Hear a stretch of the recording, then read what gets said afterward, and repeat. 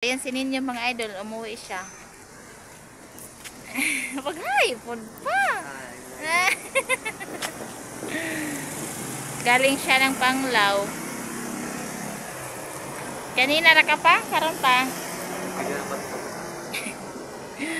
Sali na pa, di ka palit? Ha? Tanang siya mga idol lang. Naputi lagi ka pa? Puti. Hindi makikita. Asa? Nani, gwapo man ka. Saan sa mampalita? Ay, dali. Sabado man, rumpa, sayang. Ato sa tariklim kariyot ba? Malapit ra yung reklido. Dito mga idol, nasa terminal kami. Tapos nara sa unahan. Ta, dali ikaw drive. Mag-video man ko. Punta kami ng Rikli. Maraming mga ano doon mga idol, tinda, mga gulay, mga tuyo, ganun, mga pangulam ba, mga prutas, mga mura lang ang tinda. So punta kami doon mga idol kahit wala kaming pambili.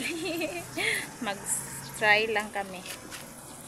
Dahil Sabado ngayon dito sa amin, niyaya ko si Ninyo na pumunta muna kami sa may tabuan or Rikli dito sa amin.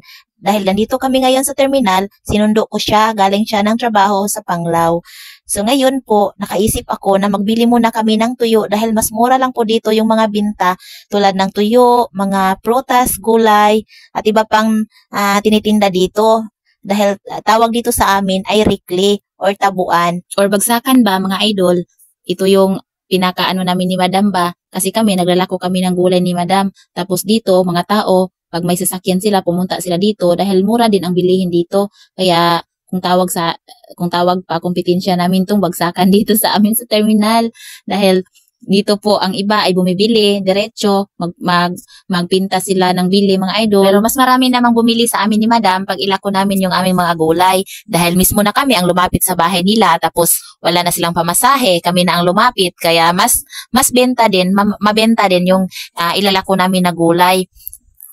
Mas pareho lang kasi kami ng presyo dito. Mas magkapareho lang kami dahil nag-angkat lang kami doon sa may gulayan, tapos pinatungan din namin. Katulad din ng mga nagtitinda dito, binagsak lang yung mga gulay tapos pinatungan lang nila yung presyo. Tulad nila Ate Nerissa, ito, nagbinta sila dito, may pwesto sila, pero kung hindi susurtihin, mas tumal yung pagbinta. Yan, tulog-tulog muna sila dahil walang binta, walang masyadong namimili.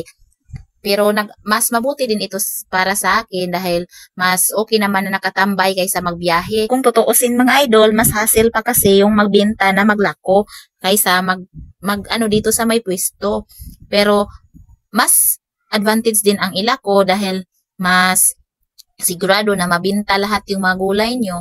Hindi katulad dito, pag walang masyadong mamili, malalanta lang yung mga ibang gulay, ganun. Ay, naku mga idol, pati ako nalilito sa mga sinasabi ko kung ano yung tama, yung maglako ba o yung naka-display lang dito, ano ba? Ang alam ko, sobrang laki ng loya or loya sa Tagalog, di ba mga idol? Kaya, ano ba talaga yung tama? Pero ang importante, magkapira, ganun. Kahit ilako pa yan or naka-display, basta ang importante, magkapira. Yun yung mahalaga, di ba? Ang dami ko pang sinasabi, wala namang tama. So yun, nainip na si Ninyo mga idol sa kakahintay sa akin. Dahil ang ano lang namin dito, pakay, ay tuyo lang sana. Bakit na umabot tayo dito sa may mga gulay, mga ganun? Wala naman kaming budget dito mga idol. Kaya lang pinilit ko si Ninyo na bumili ng tuyo. Dahil mas makasave kami mga idol pag tuyo yung inuulam namin. Mas mabuti kasi mga idol. Masaya ako mga idol na walang pasukan sa mga bata. Dahil ano ba, yung wala kaming gasto-gasto sa pang-ulam. Pwede ng gulay, puro tuyo, ganun. Kasi walang hassle yung nasa bahay lang mga idol. Kaysa andun sila sa paaralan, ay problema talaga ako kung ano yung iulam. Ganun ba? Dito naman mga idol, no? Andito na rin kami. Ano yung pinunta namin dito? Tuyo. Bakit naman nandito na tayo din sa sapatos? Di kasi mga idol, si Ninyo kasi umuwi siya, nagsabi siya sa akin na ano daw yung sapatos niya, nasira na yung Stealth 2. Mahal naman yun. Sobrang mahal yung Stealth 2. Alam nyo ba mga idol? Mahal. Kaya naghanap kami ng Stealth 2 na ukay-ukay dahil mas matibay daw yung ukay-ukay mga idol dahil hindi kami makabili na original, mismo original na Stealth 2. Nasa 3,000 yun mga idol. Ang mahal pala. Kaya dito kami nagpunta. Imbis na tuyo yung pinunta ko dito, nagtingin-tingin pa kami ng mga sapatos, gano'n. Dahil mas importante naman yun sa kanya, di ba? Siya ang nagtrabaho, kailangan niya ng mga gamit, kompleto, gano'n. Kaya paano makahanap ng pera si Ninyo pag wala siyang mga gamit? So, importante, unang-una sa construction, Stealth 2 talaga mga idol, gamitin nila. Kaya, pasalamat na din ako, no? Na walang Stealth 2 dahil wala pa kaming budget. Yun. Bumili na lang ako ng tuyo. So dito mga idol, nakahanap ako. Nasa 140 per kilo yung tuyo na nabili ko. So ayan, nakabili na ako ng 1/2 kilo. So ayun. Dalawang klase yung binili kong tuyo mga idol para naman para may pagpipilian mga idol ba. Kung mapulaan na sa usa o ari na po sa usa, nara na siya. Nakabisaya noon tani, lisura bitaw mga idol. Ang hirap talaga magtagalog mga idol kapag hindi tayo sanay. Nagkabulol-bulol talaga ako mga idol. Nakahirapan talaga ako sa kalisod. Kaya tiisin ko na lang ito mga idol. Kasi nagtaas-taas na din ang aking dollar mga idol. Nalilipay na din ako mga idol na tumaas na yung dollar namin. Mas mabuti na yun sa amin mga idol no. Dito na naman tayo mga idol. Naghisgot pa ako ng dollar. Dito naman si Ninyo mga idol. Dahil kulang daw yung mga karsones niya mga idol, yung mga pantalon niya pang trabaho. Hindi kaya kasi pwede magtrabaho sila na naka-shorts. Kailangan nila mag-karsones tapos nakasapatos, yung Stealth 2 pa, ganun. Kaya namili-mili na din si Ninyo dito mga idol. Mas mabuti na rin dito ukay-ukay mga idol. Tag 35 pesos lang man ito mga idol. Pwede naman ito mga idol. At least makabili pa kami ng tuyo mga idol no. Pang ulam at ubanan pa sa ubang mga ginamos. Ayan, ganun. Kaya dito na lang siya sa ukay-ukay. Lahat ng halos na gamit namin mga idol ay nasa ukay-ukay. Sabi naman nila mga idol, nasa ukay-ukay yung mga original. Kaya dito mga idol, masaya na ako mga idol. Nakakita kami ng mga karsunis na tag 35 pesos. Saan pa kayo? Mas makamura tayo dito mga idol, di ba? Mas matibay pa yung ukay-ukay kaysa yung mga original or nasa mga ano ba mga idol ba? Hindi naman original, yung binibenta lang ba na mga bagong mga damit, gano'n, hindi ukay-ukay, pero hindi naman matibay. So, dito mga idol, hanap-hanap din kami. So, para sa kanya, inuna ko lang si Ninyo mga idol dahil gamit niya sa pagtrabaho. Hindi naman kami lagi nag-ano mga idol, no? Siya lang muna nagbili ng mga karsunis. So, nakahanap siya ng 2 karsunis. So, nakabili talaga kami. So, bilis-bilisan na natin para makapanglaban na naman mga idol. Dahil dito, marami, mas dumagdag pa dito sa mga labahin. Pero okay lang kaysa ano ba mga idol, mahirapan kasi siya pag umuulan. Hindi maugadayon ang kanyang mga nilabhan ba, ganun. Ay, mahirapan talaga siya, wala na siyang maisuot, ang trabaho pa naman siya, siya lang ang naglalaba kasi nasa malayo siya ng trabaho, kailangan niya ng marami daw, or nang pang isang linggo na pagtrabaho ba para kung mag-ulan-ulan man, hindi siya maobliga na maglaba, ganun. Kaya yun ang inano niya sa akin, ni-request niya sa akin na maghanap siya ng garsones. Pero mas importante talaga na hinanap namin dito is yung sapatos. Kaso wala na daw yung Stealth 2 dito mga idol. Paminsan-minsan lang talaga daw yung mga Stealth 2 na ukay-ukay. Pero nagsabi daw sa amin ng yung tindera idol ba, mas ano daw, yung Stealth 2 na ukay-ukay is mas matibay daw kaysa magbili kami doon sa mga mall na hindi original. Una kasing sapatos Ninyo na Stealth 2 mga idol ay ano siya, nagbili kami, hindi siya ukay-ukay. Agkay mga idol, ang dali, nasira ba?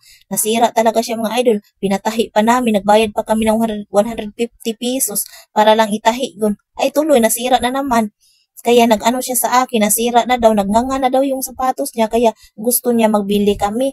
Ay kaso walang budget sa pang-original. Dito kami sa ukay-ukay, kaso walang ano mga idol ba, walang stocks. Kaya nag-ano ako sa tindera na pag may bago silang abli na mga stocks, mga idol ba, mag-open sila, mag-reserve sa amin ng yung paanin ninyo din ay size 10. Kaya nahirapan yung tindera. Kaya nung ginawa namin, nasabot na namin yung tindera, tapos na. Ang kulang na lang sa amin yung ibili. Kaya umuwi na kami mga idol para makarelax na rin ba. kapoy ka ning maukay-ukay mga idol. Na feel nyo din ba mga idol maukay-ukay? Na sobrang pagod ba? Magsitag panghuya ba? Parang makatulog tayo. Shout out time tayo mga idol. Hello user. Hello Ate Gisa. Kumusta mo diha? Regards ko ni Ma'am T. Salamat. So ang hirap naman sabihin or basahin yung pangalan mo idol. Kaya yun, binasa ko na lang yung comment mo. Shout out sa inyo idol. Shout out din kay Sator Pipi. Sabi niya, pa-shout out po idol sa mga anak kong si Ayesha Vinish RPP at si Manny Pipi po at si Michael Pipi po at sa mama nila si Teresa RPP po. Salamat. Salamat din sa iyo idol. Shout out sa inyong lahat dyan. Salamat sa support idol. Sator Pipi 1703. Salamat. Shout out din kay Idol Jimar Bernido. Shout out idol. Salamat din sa suporta. Shout out din kay Fernan Roy Fondador. Shout out sa inyo idol. Salamat sa suporta. Boy Humba 99 at official. Kagara jud nimo dol. Dili jud ko mag-comment pa kay silent viewers jud ko. Thank you idol. Salamat sa pag-comment. Salamat sa suporta. Shout out sa imuha diha dol. Shout out din kay Ma'am Maricel Bunhan. Go lang ng go. Gisa and Madam Eileen. Salamat madam. Salamat idol. Salamat sa suporta. Shout out sa inyo dyan. Shout out din kay Jofrin Labadan. So, mao niyang comment, guwapa ba sa imong pag-umangkunti? Regards ko niya ha, bilang friend. Oy, shout out sa imo idol. Og shout out po ko nila Kuya Eric at Ate Wina na nasa Cebu. Shout out Kuya and Ate, kumusta po? Og shout out po ko ni Kuya from Hawaii. So, kumusta Kuya?